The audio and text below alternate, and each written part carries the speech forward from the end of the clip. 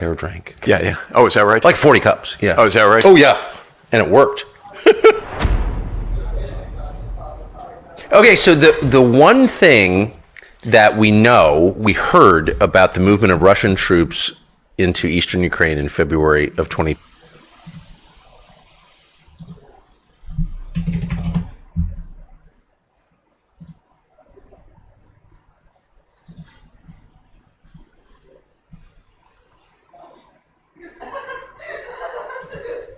朝鲜向韩国发射的气球事件，到目前为止已经发现了200多个气球。80后的妹妹发表声明称，这些礼物是送给那些高喊自由民主的韩国败类。俄罗斯首都莫斯科一座大型仓库着火，仓库里装有易燃液体，共用了120名消防员和卡山2直升机。俄罗斯起飞了多架图95轰炸机，向乌克兰境内发射了数十枚巡航导弹和32架136大摩托无人机。导弹持续了2个小时，无人机轰炸持续了5个小时。乌克兰的基辅、文尼察、舒梅地区、哈尔科夫遭到多枚导弹击中。乌克兰的赫梅尼迪茨空军基地再次遭到打击，克里米亚也遭到乌克兰使用美国的陆军战术导弹袭击，并且还发射了无人制爆艇和无人机。俄罗斯国防部宣布，在克里米亚上空，他们摧毁了8枚美国战术导弹，并在克里米亚半岛黑海上空拦截了8架无人机和摧毁了2艘无人艇。俄罗斯称，克里米亚大桥的2艘渡轮在击退攻击时被击落的导弹碎片损坏。首位挪威士兵雇佣兵在帮助乌克兰作战时阵亡。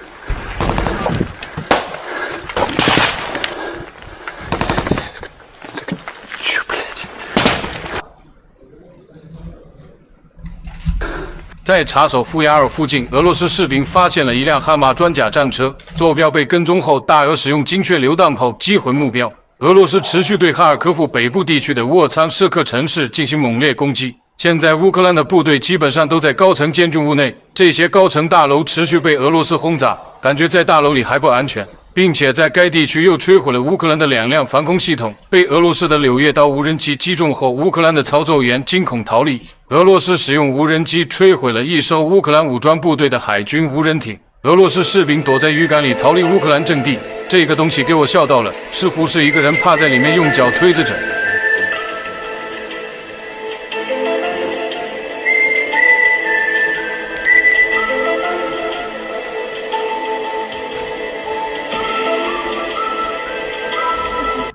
英国已同意乌克兰使用风暴之影导弹向俄罗斯境内发射。咱们看中东地区，胡塞武装击中的船只照片出来了。法国发布图像显示，由希腊拥有的货船至少被3枚的胡塞反舰导弹击中，目前船体正在少量进水，该船已经正常的前往下一个停靠港。有意思的是，法国的舰艇就在附近，还给击中了。胡塞昨天又击落了一架美国的史胜 MQ9 无人机。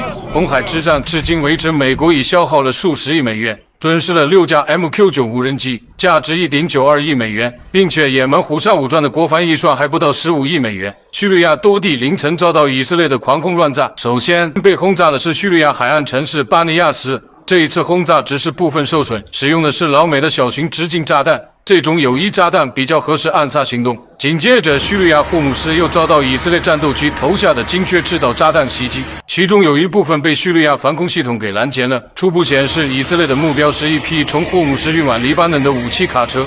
目前，这些卡车在叙利亚境内已经被彻底摧毁，导致多地起火。接着，又一个以色列空中目标在叙利亚和约旦边境被叙利亚防空系统给击落了这个东西，目前还不知道是什么东西。以色列对加沙地带拉马拉西示巴市场进行轰炸，导致该市场被大火全烧了。以色列士兵在纳布鲁斯附近检查站被一辆汽车撞击，导致2名以色列士兵死亡。这辆车现在已经被以色列没收了，肇事者应该是被巴勒斯坦机构交出去了。咱们看后。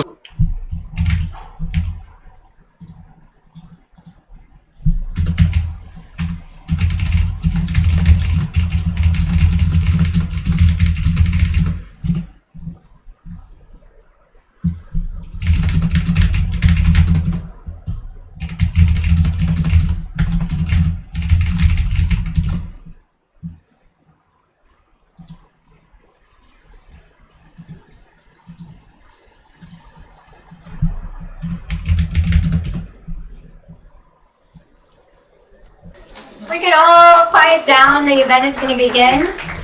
My name is Olivia. I work here at Or Books, and I do the events and publicity. And we're really excited to have our wonderful panelists and authors and journalists and activists here today, philosophers, for a one part of our series called Live on Avenue C at Or Books.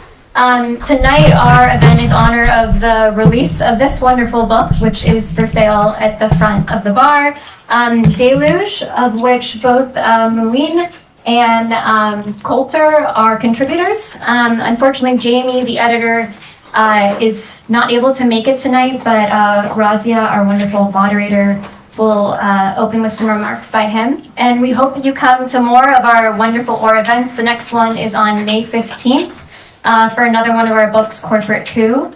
But for now, I'll turn it over, and thank you so much to our panelists and moderator and all of you for being here tonight. Thank you very much.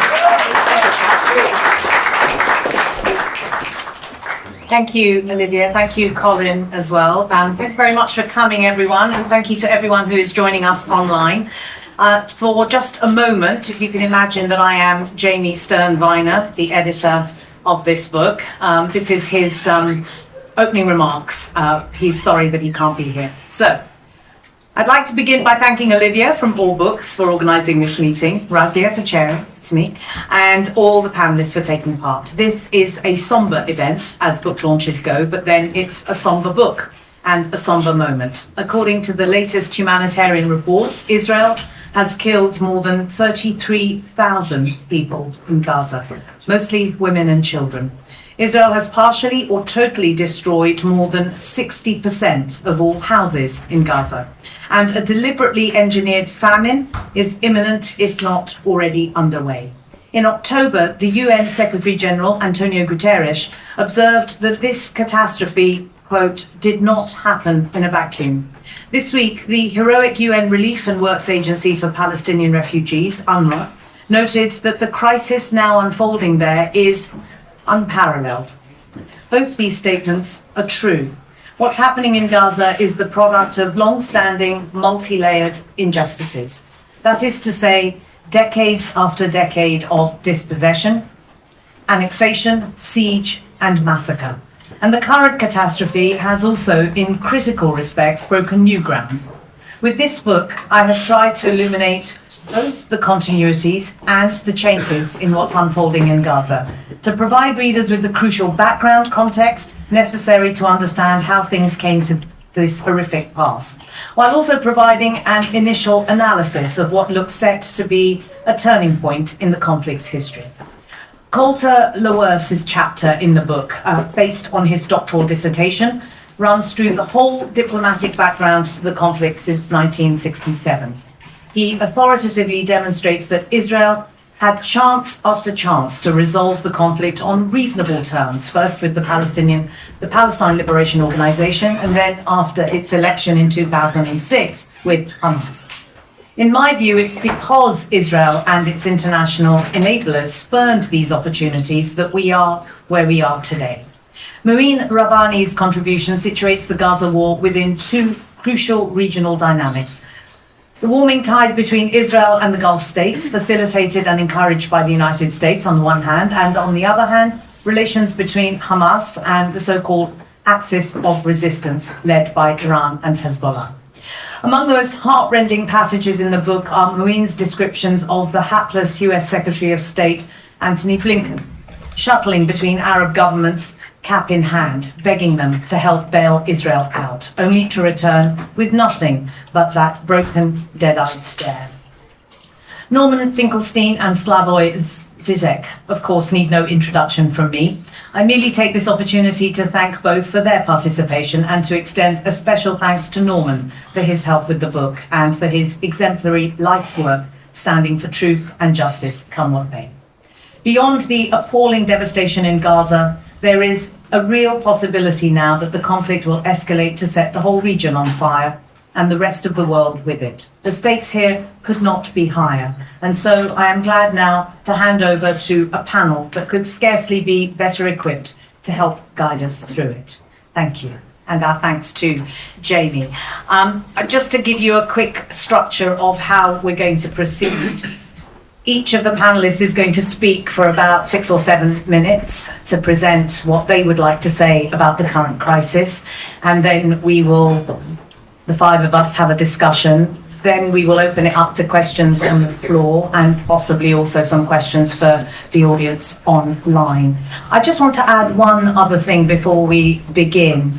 To add to what Jamie has said, the numbers that we are presented with every day seem unfathomable. Today is Eid al-Fitr. Eid Mubarak to those who are celebrating and also to those who actually can't celebrate. And because the numbers are so unfathomable, I want all of us, if we can, to keep in the backs of our mind that every life is a whole world. Every life. And so when we're faced with these enormous numbers, that's the thing that I would like us to think about while we're absorbing the political analysis, the potential ramifications still to come. Thank you very much, all of you, for being here tonight. We're going to start with Coulter, who has, of course, published in this book. Okay, thank you, Razia. In recent weeks, the Joe Biden administration has claimed that once the current crisis in Gaza is over, it's going to revive, quote unquote, concerted efforts at establishing a two-state resolution to the Israel-Palestine conflict. It's been all the more vehement, however, that there is no place for Hamas in this two-state settlement. You know the argument. Hamas is committed to destroying the state of Israel. Therefore, Hamas itself must be destroyed. Therefore, the genocide in Gaza must continue if we ever want to see any peace in the region. Claims like this, blaming the Palestinian leadership for the Israel-Palestine conflict's infamous intractability, are of course not new. Decades ago, the Israeli foreign minister, Abba Eban, claimed that, quote, the Palestinian leadership has never missed an opportunity to miss an opportunity for peace. Now, as my chapter in Deluge attempts to demonstrate, the main problem with this claim is that it's completely contradicted by the factual record. In reality, both the Palestine Liberation Organization, the PLO, and then after it, Hamas, have, with varying degrees of clarity, endorsed a two-state resolution to the conflict, whereas Israel, of course backed unilaterally by the United States, has persistently rejected such a resolution in favor of territorial expansion, and has in fact resorted often to very bloody military assaults in order to derail the threat of Palestinian peace offensives. If you take the PLO, in the aftermath of the June 1967 war, the PLO initially rejected recognition of Israel for perfectly understandable reasons. They did not want to accept a state that had been established on 78% of historic Palestine via the dispossession and displacement of the indigenous Palestinian people. And yet, from the early 1970s, particularly after the October 1973 war, Yasser Arafat and the core Palestinian leadership recognized that legitimizing Palestinian claims in the eyes of the international community would necessitate the pragmatic step of recognizing Israel. And already in January of 1976, the PLO offered to do just that at the United Nations Security Council. Predictably, the United States reacted by vetoing the resolution.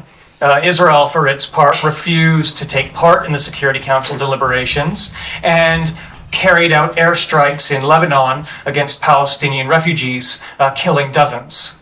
And as this pattern of Israeli behavior became more and more manifest in the late 1970s, American officials came to observe that Israeli strikes in South Lebanon had very little to do with the supposed threat of Palestinian terror, and in fact everything to do with attempting to batter the Palestinians out of their moderation and back into extremism.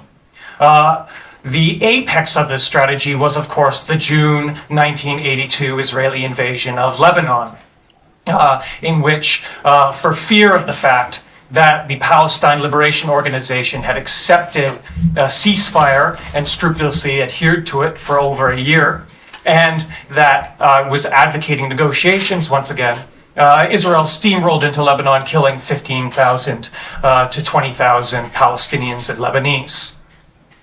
Skip ahead 25 years, and Israel's today, or not today, but in 2006 and after, carried out the exact same playbook in relation to its to the threat of Hamas peace offensives. Elected in January 2006 on a reform platform, Hamas very quickly signaled to Washington that it was willing to abandon its notorious 1988 charter and to integrate itself into negotiations aimed at a two-state settlement. The crucial point is this: in the 15 years since, neither Washington or Tel Aviv has ever once so much as indicated that it would be willing to test that Hamas offer. To the contrary, they immediately moved to punish the Hamas leadership and the people of Gaza through that vile and illegal blockade. When Hamas threatened to break with its assigned role as a rejectionist terrorist group and sought to integrate itself into negotiations, Israel furthermore fell back upon its age-old method, massive resort to military violence. And as Norman has documented in insane detail, it carried out military operations in 2006, in 2008, in 2012, and 2014, in virtually every case, aimed, at least in part, at derailing Palestinian peace initiatives. And so, when the question is raised, how can Israel coexist with Hamas when it refuses to engage in diplomatic activity or refuses to recognize Israel? The simple answer is that Hamas tried. It tried that for 15 years. And every avenue it sought to go down, it was blocked by American and Israeli power.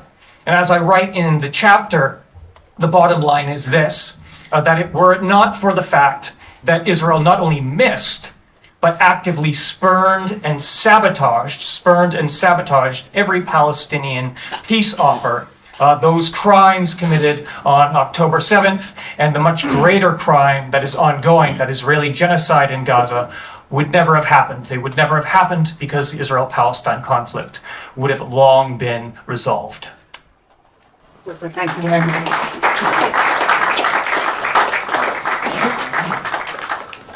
Then now to Marine Raban. Thank you very much, Razia, and thank you to OR Books for organizing this event and inviting me to participate. I think this is when we're supposed to wave the book around. I would On sale. And I would particularly refer you to not only Golden's outstanding chapter, but also Jamie's brilliant introduction to that book. My chapter was about, sorry. Yeah? Just speak close to the mic. Yes, I'll speak closer to the mic. My chapter was about the regional dynamics of the current crisis, and given time constraints, I'd like to focus on an issue that most Insta-pundits who have emerged out of the woodwork since October 7th, what for them has been an article of faith, which is that a primary motivation for Hamas to launch its attacks on Israel on October 7th was to sabotage the prospect of an imminent Israeli-Saudi normalization agreement. And I'd like to explain why this was not the case, and that we should not take these Insta-pundits any more seriously than they were pontificating about Ukraine, and before that about COVID and the other things, issues on which they reinvent themselves. Could you speak louder? Yes, and the other issues on which they reinvent themselves every few months.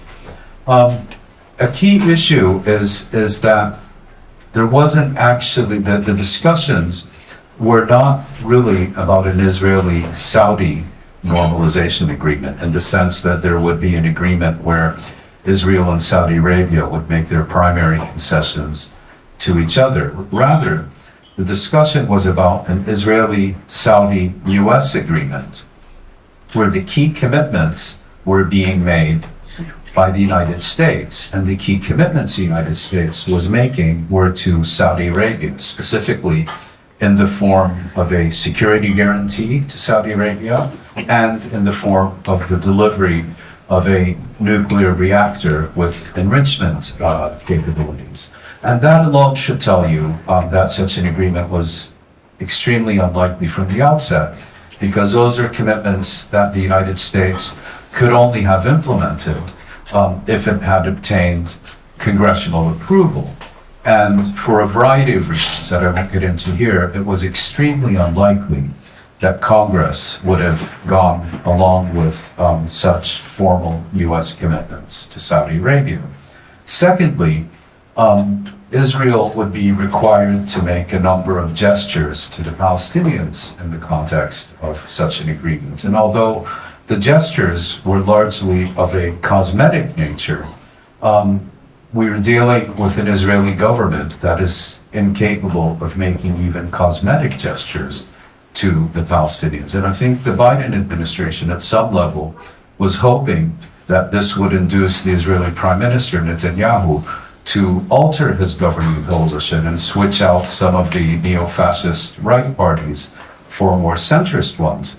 The problem there is that Israel's most prominent opposition leader, Yair Lapid, has been on record repeatedly stating that he would not endorse any normalization agreement with Saudi Arabia that involved an American commitment to deliver a nuclear reactor to Saudi Arabia. So my first point is that such an agreement was in any case extremely unlikely.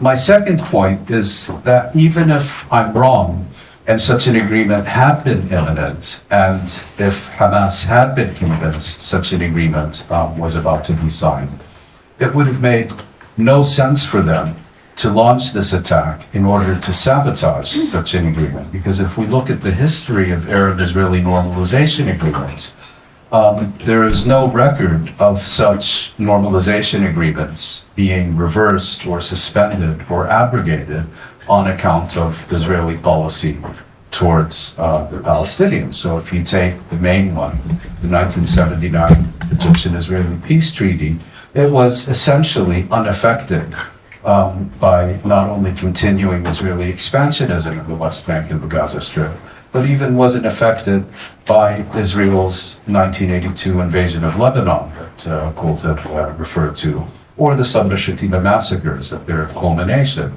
Similarly, the Jordanian-Israeli peace treaty of 1994 was unaffected by subsequent Israeli policy, including its brutal repression of Palestinians during the Second Intifada. And the more recent, grandiloquently named Abraham Accords that were midwifed by Prince Jared of Kushner during the Trump administration were unaffected by, first of all, the conflict that erupted in 2021, or indeed by the current crisis in Israel's genocidal assault on the Gaza Strip.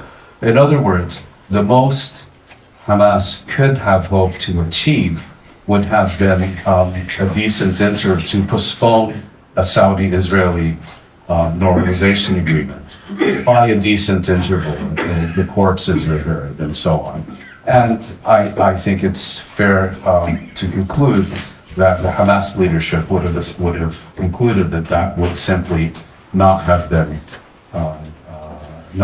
worth the effort. And indeed, if we look at Hamas' statements on October 7th, and since then, they put out one major statement a few months ago in which they sought to explain and justify and rationalize the attacks of October 7th. They don't mention Saudi Arabia even once, or the prospects of a Saudi-Israeli normalization agreement even once. They do talk about regional and international neglect and marginalization of the Palestine question, but in a much broader sense than in terms of any specific agreements that they were hoping to sabotage. Am I out of time? Minute. I've just got a minute. So my final observation would be that, yes, this regional and international marginalization and neglect of the question of Palestine and using Arab-Israeli normalization to oppose Palestinian rights rather than as leverage for Palestinian rights did factor into it in a general sense. And that also explains, I think, why there has been so little regional and international response to Israel's genocidal assault against the Gaza Strip going on now for over half a year. Thank you very much. Thank you.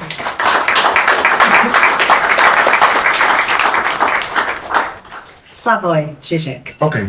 First, I must emphasize how proud I am to be here, and sorry if I begin with you, Norman. I think it will sound pathetic, but I mean it literally, that the existence of people like you is the best argument against anti-Semitism. It's not that people like you exist. Let me go on. I would like to briefly report on you on my pretty terrifying, even now I'm shocked, maybe some of you know about it, but it happened in Europe, at Frankfurt Open Book Fair. Slovenia was the guest of honor, so I was allowed to speak at the opening ceremony. My speech was, I'm almost ashamed of it, so absolutely careful, moderated, and so on. I said, yes, I condemn Hamas, everything. My point was just, Palestinians are also suffering. You know what happened? They have now a special position in every German land called Beauftragter, to cut it short, Commissar for Fighting Anti-Semitism. And he and another two politicians, go to YouTube, you can find it, stood up and, like in old communist times, but communists know it better, stood up and started to shout at me. I'm anti-Semitic, I am equalizing blah blah blah Hamas, and I'm the worst thing. I'm contextualizing it. And then there was a series of attacks in big German newspapers on me, Frankfurter Allgemeine and so on. The title of one of them is very clear. Hamas has no context. Like it's literally, you have to understand this, you have to go back to German idealism metaphysics. The idea is, this is absolute original abyssal evil. No context can even explain it. And when I then quoted as a reply, Primo Levi of all guys, who said it's crucial to analyze Holocaust, not to say this is just evil, I was again attacked, blah blah. So let me not lose time. Another important thing happened there. I was accused of politicizing the event, book fair. Oh, this is a pure cultural event, blah blah. Sorry, before me there were 5 speakers from Germany. All of them openly repeated one motive: full unconditional support for Israel.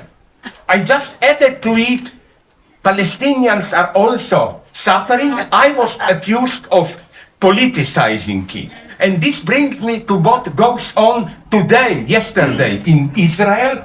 You know, Anat Matar, the professor of philosophy there, is now very sad thing, because she made some for Israel establishment problematic statements. Okay, they want to fire her at the university, but 2 things are ominous here. First, students protested against her. I think the same thing I noticed in Reagan's time when I visited Berkeley. Professors were usually old 68 guys, much more progressive than students. And I don't know how it is here, but all around Europe, the younger generation of men mostly is getting absolutely more reactionary. The other thing, Anat Matar's thesis that every ethics is grounded in a political decision is fully justified here, because you see, what happened in Frankfurt is when they claim, no, the first guys who preached total support for Israel, this was totally apolitical, just compassion and so on and so on. No, such depoliticization of judgment is politics at its dirtiest. Let me go on. Do I have 2 minutes? 3. Oh my God, it's happening to you. I'm getting soft, generous. Okay, let me go on.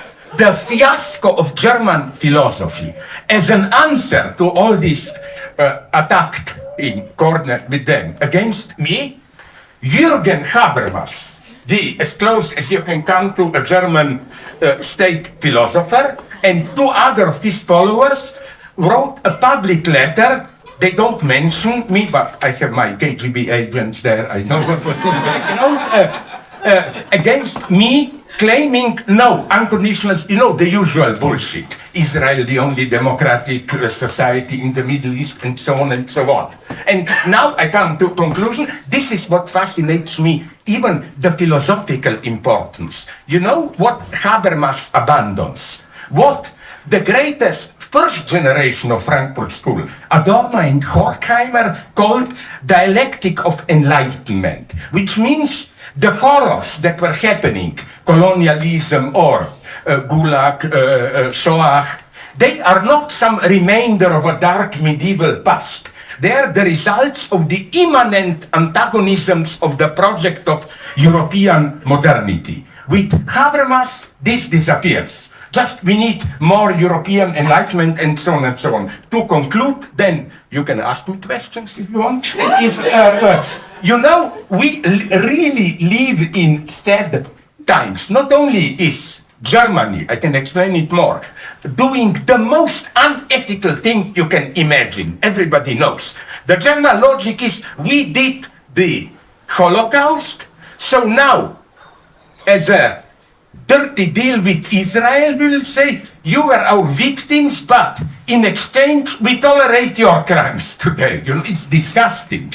And just to conclude, people like to mention what happens today in Haiti.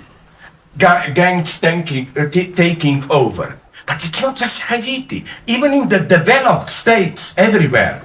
Did you notice how the state power cannot reproduce itself without direct use of what are ultimately criminal gangs? Trump here needs Proud Boys and so on. And in Israel, let's face it, settlers' movement of the West Bank are illegal criminal gangs subtly used by Israeli establishment. And this is where we are, unfortunately, where we are coming today. To use the pathetic term, half a minute. Yep. The masks are falling, literally. I was shocked, my reaction was like, in Tom and Jerry, when something happens, the eyes pop out, and that was my reaction when Netanyahu, a month ago or when, said publicly, from the river to the sea, but the big Israel.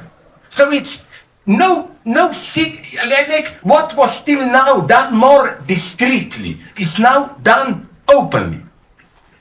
We are entering a new era, extremely dangerous era. Yeah. And I, in all my naivety, who still think maybe there is something good, although they are hypocritical in this European human rights, I'm saying what is happening now in Gaza is the death of Europe, in the sense of, you talk to a Palestinian, he will tell you, yes, European human rights are bombs which are falling on us.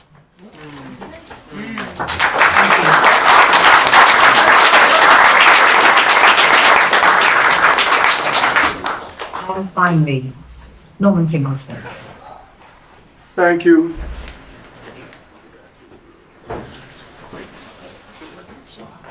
Is it working? Yes. Well, thank you for having me. And I want to publicly thank Jenny Sternweiner and Coulter, because both of them represent, for me at any rate, I met both of them at their relatively young ages, and they represent the new generation. And for myself, I feel very hopeful that they will carry on. the tradition of trying to fight back and trying to use your mind as well as your passion in the struggle. Moeen is an old friend at this point, and a colleague and a comrade, and we both together had our date with destiny, which will probably be marked as a world historic event. And I'm glad it was with Moeen, although I still insist he was much too proper for my taste. There's obviously no silver lining in a genocide, and it would be sinful to try to pretend there's one. So, not casting it as a silver lining, I would rather simply cast my remarks as why I believe, as despairing as the situation is, why I believe what we're doing is useful, and why we should not, for a moment, relent in the face of what's clearly unsatisfactory results. So I'm just going to review some items from the past 6 months which have made me hopeful, even though, as I say, for those who won't make it to the finishing line, there is no consolation. And this will be a very personalized list. As Moeen will attest, from very early on in the events following October 7th, there were some people who were pressing to try to make this a genocide case before the International Court of Justice. And I found that wholly a waste of time. I couldn't believe that any country on God's earth would risk a confrontation with the United States on behalf of a effectively stateless people and a people who have no power and no wealth. And so I was quite shocked when South Africa stepped forward not just as a token gesture, but they stepped forward in a very professional and, one would have to say, profound way. They produced an application for the court, which had literally applications like a brief for the court, which had literally hundreds of footnotes and was extremely polished in its presentation. They chose very impressive people to represent South Africa, including my old friend John Dugard, the international jurist, and a very impressive fellow who, even at 87 years old, and he was wobbling a little as he came up to the microphone, but he still gave a very powerful presentation. In many ways, it was a beautiful delegation. It was men, women, black, white, foreigners, South Africans. It was, to the extent that it's possible, it sort of was anticipatory of a better world, and they were doing it all for the people of Gaza. One of the things that struck me about the footnotes, and here I know it's going to sound a little academic, but you'll forgive me. One of the things that struck me about the footnotes is it depended entirely on UN agencies and UN documentation. There were a few references to human rights groups. And for anybody who's been involved in this matter for a sustained period of time, you know that there are hundreds and hundreds and hundreds of reports put out every year. And you can't but roll your eyes and wonder, isn't this all a waste of trees? This accumulation of reports, which really nobody except maybe 5 people on God's earth read. And suddenly, all the labors of those people who week after week after week chronicled the death, the hunger, the destruction, and all those papers which were just accumulating dust and cobwebs, they suddenly came to life. And it was for myself an awakening that sometimes you're laboring away in a corner, think it's all a waste of time, why am I doing this? Nobody's reading it. And suddenly it became the raw material for an application to the ICJ, which was, because of the precision, because of the neutrality of the organizations, it became irresistible and invincible. And that brings me to the third point, what happened on the ICJ itself. I spoke every day, it's either an email or a conversation with Moeen. I kept doing the numbers. There's no possibility they can get more than 6 states on board for this plausible genocide. I would name the states, and of course I said, of course, forget the United States, forget Germany, don't even waste your time. I also said, forget Australia. I was happily wrong. I always am glad when I'm wrong for a good cause. It was 15-2. The only two dissents were the Israeli judge represented on the court and this woman from Uganda. And I hope she got a nice car and a ring for her vote, which clearly she didn't even write what she wrote. It was very obvious. And then the ICJ was 15-2, but it didn't stop. South Africa went back a second time, produced a very professional statement again, a lot of footnotes. It went back a third time for the people of Gaza. It wouldn't stop. It wouldn't relent. And then a new case was opened up before the ICJ regarding a kindred but separate matter. So now there are 2 Israel cases in the ICJ. And then lo and behold, guess what happens? Nicaragua enters the picture and it files a case against Germany for abetting the. It's their. Then you proceed to have to explain why the idea of one state was wrong. Now, one state is officially by the IHRA, International Holocaust Remembrance. Bombs made by US. Before our very eyes, still continues to regard itself as the kind of, moral arbiter of what happens in the world. What are we to make of the need for a moral reckoning, of the failure to have protected the thousands and thousands of innocent people in Gaza? Crucial question. I would like just to make some brief remarks so that I don't get lost. First, that problem about 30,000 dead and so on, I think it's not just a question of data. Even the Western media don't deny this data. But there is, especially in Germany, but also in other states, there is one mode of interpreting it, and in Germany it's legalized. Even the relatively moderate Minister of Culture, I would call her Minister of Barbarism, Claudia Roth, she explicitly said the rule. She said, you can literally, again, I had a Tom and Jerry reaction.